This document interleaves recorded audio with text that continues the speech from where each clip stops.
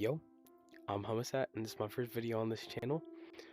Grab has released a couple of updates, and I decided to do some tips and tricks for the light block today.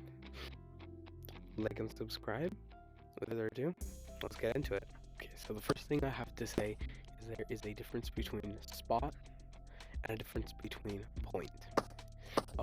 First of all, we're gonna go over spot. Spot is gonna point it at a designator in this thing, which you can change all of these types. And point is like surrounding. So like if I were to put a block up here, I'd see light there. But if I were to do that with a spot, there wouldn't be light there. So some really cool things that you can do with spot and point is come together. So let's say I put spot over point, then we raise point up a little bit. What I use this trick for is for light. See, if you do something like you just build a simple light, as you can see, it acts like a real light. It points the light down, but it also illuminates the top area. I like to do this a lot.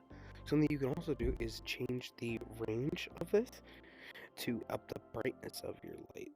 I'm just in a moderate range with moderately bright, but I do this trick a bunch to make lights nowadays. Another thing I have about lights is flashlights. So the thing I recommend doing with flashlights is having not vertical and not that much brightness or that much range.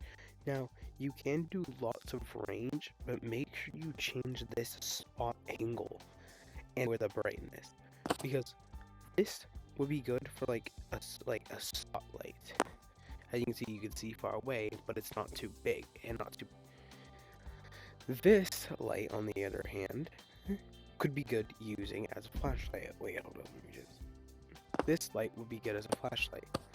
You would want to use this whenever you're making like a handheld flashlight, just like make like little dark area that you have to explore.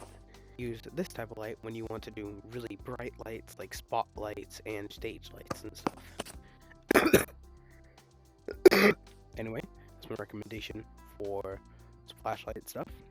The next one. So what I'm trying to say here is to kind of limit the amount you have. So let's say I want the underneath this bar to be. What I could do is, instead of using 3 lights or 5 lights, I could delete 2 lights, take this light, up the range a little bit and the spot angle a little, and then I could only use around 2 lights like this and move. Now it's lit up. Or something you could do is to take a a point light, lower the brightness a little bit, and delete this. And there, now you have this entire area illuminated because of this one spotlight. Now this entire area is illuminated because of the point light.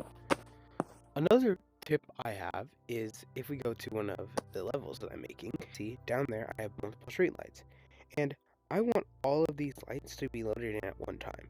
So instead of having all of these have lights, I need a quick flicker animation of the light. This adds a little bit something to the level that I'm making, and it looks right from a distance. Thing is, use this for something that is far away and will not be noticed much. Anyway, those are my 3 tips about the light block in Grab VR. Go ahead, like and subscribe, and peace.